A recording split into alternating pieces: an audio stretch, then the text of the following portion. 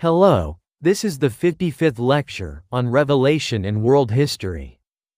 We have completed chapters 1 through 6 of Revelation and World History. We have completed the first half of the 12-chapter lecture and are now entering the second half. We have covered several crucial topics in the interpretation of the book of Revelation. We have discovered the true identity of the two beasts that appear in Revelation chapter 13, the seven-headed beast. And we have come to know who the beast with two horns like a lamb is, the one corresponding to 666. We also found a community of 144,000 people. We have also historically verified the relationship between Gog and Magog and Babylon. We are now examining another important topic, the Battle of Armageddon. In this lecture, we will examine the remnant among the Gentile nations and the consequences of the war. Revelation and World History, Chapter 7, Section 7. The remnant of the Gentile nations. The remnant of the Gentile nations, who came against Jerusalem, will go up year by year to worship the King, the Lord Almighty, and to celebrate the Feast of Tabernacles, Zechariah chapter 14 verse 16. Celebrating the Feast of Tabernacles refers to observing the feasts recorded in the Bible, signifying a nation with faith in God. This nation is not Israel, but a remnant of those who attacked Israel. That is, a nation that left part of its army in Israel. Foreign countries that came to attack Jerusalem refers to countries that fought together in the Korean War and whose troops remain on the Korean Peninsula. The only country that does that is the United States. The United States, unlike the Roman Empire or Imperial Russia, did not declare Christianity as its state religion. However, the majority of Americans are Christians. According to 1995 statistics, 86% of the population identified as Christian at the time. We referred to the entry on American religion in the Pascal's World Encyclopedia. While the number of Christians in the United States has reportedly declined somewhat since then. However, the reality is that it is difficult to become President of the United States without being a Christian. When the President of the United States is inaugurated, he places his hand on the Bible and takes the oath. Therefore, it is no exaggeration to say that the United States is a de facto Christian nation. The United States was also the first country to send missionaries to spread Christianity on the Korean Peninsula. Since the end of the Korean War, the United States has been the only country to station troops on the Korean Peninsula. The United States, the country that observes the Feast of Tabernacles and the country that celebrates Thanksgiving, remained on the Korean Peninsula even after the end of the Korean War. Revelation and World History, Chapter 7, Section 8.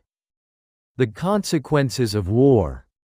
Let's examine Zechariah, chapters 13 and 14. Thus says the Lord Almighty, Awake, O sword, against my shepherd, against the man who is my fellow.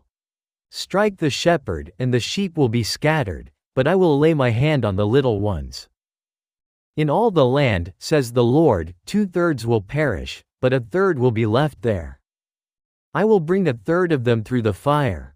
I will refine them as silver is refined, and test them as gold is tested. The day of the Lord is coming, declares the Lord, when your spoil will be divided among you. I will gather the nations against Jerusalem, and they will fight against it.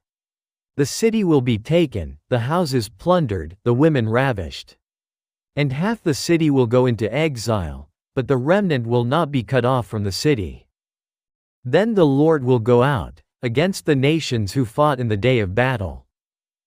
On that day, his feet will stand on the Mount of Olives, which is before Jerusalem on the east. The Mount of Olives will split in its middle from east to west, leaving a very large valley. Half of the mountain will move toward the north, and half toward the south. You will flee through the valley of the mountains, as you fled from the earthquake in the days of Uzziah king of Judah. Then the Lord my God will come, and all the saints will be with the Lord. Zechariah chapter 13 verse 7 to chapter 14 verse 5. Combining the books of Revelation and Zechariah, there are three tribulations that will befall humanity. First, a third of people will die. Revelation chapter 9 verse 18. Second, 2/3 of the people will perish in all the land, and only a third will remain. Zechariah chapter 13 verse 8. Third, half the city's inhabitants will be taken captive. Zechariah chapter 14 verse 2. These passages have already been explained in previous chapters. A third will die refers to 1/3 of the people on earth, falling under the rule of a communist state. And 2/3 will perish, and only 1/3 will remain. Relates to the Korean Church. According to statistics from the Japanese colonial period, approximately 75% of the over 600,000 Christians were believers in the northwestern region. We referred to Kim Hung-soo's History of the North Korean Church After Liberation. The church in North Korea's northwestern region was so active in missionary work that it earned the nickname Jerusalem of the East. However, under the rule of Kim Il-sung, who was appointed by Stalin, every single official church building was destroyed. During the Day of Escape, the start of the Korean War, many pastors serving in North Korea fled south. And, during the Hungnam evacuation operation, many Christians in the Hamhung region fled aboard South Korean and U.S. warships. We referred to Kim Kwang-soo's History of North Korean Christianity. Since then, the believers who remained in North Korea have reached a point where they can no longer practice their faith freely. Finally, half the population of the city being captured refers to the situation in which half of the Korean peninsula fell under North Korean communist rule. The Mount of Olives splits in its middle from east to west, forming a vast valley. Half of the mountain shifted northward, and half southward. Zechariah chapter 14 verse 4.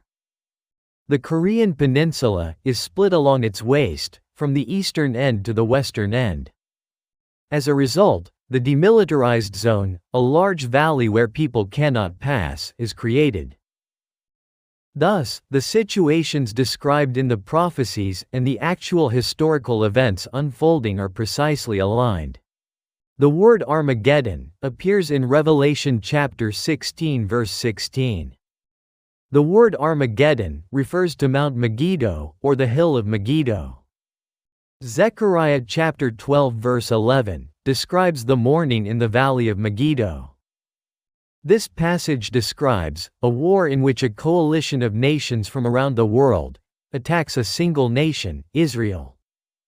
Therefore, looking for a war in which a world coalition attacks a country is a shortcut to getting closer to the reality of the War of Armageddon. It is the Korean War. In the next lecture, we will explore Chapter 7, Section 9, Mount Megiddo, the Valley of Megiddo, the Hill of Megiddo, in Revelation and World History. It was the Bible History School. If you subscribe and set up notifications, you can continue listening to the lectures on Revelation and World History.